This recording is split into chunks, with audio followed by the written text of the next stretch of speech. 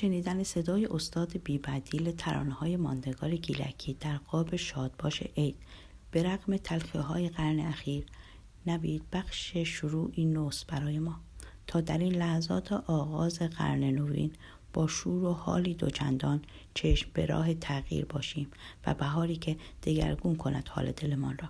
حال دلتان بهاری، هر روزتان نوروز. ارادتمند جاله گیتی نژاد. عزیز نازنین خانم گیتی نژاد سلام. سال تلخ و بدی رو گذروندیم، از هر جهت تلخ بود.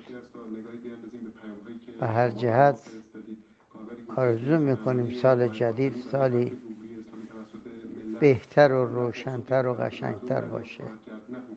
سال نو رو به شما تبریک میگم و از زحماتی که برای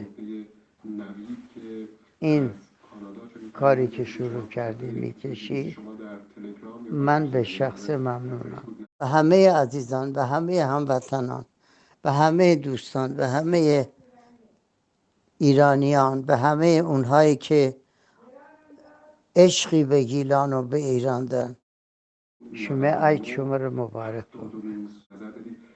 به امید دیدار قربان تو.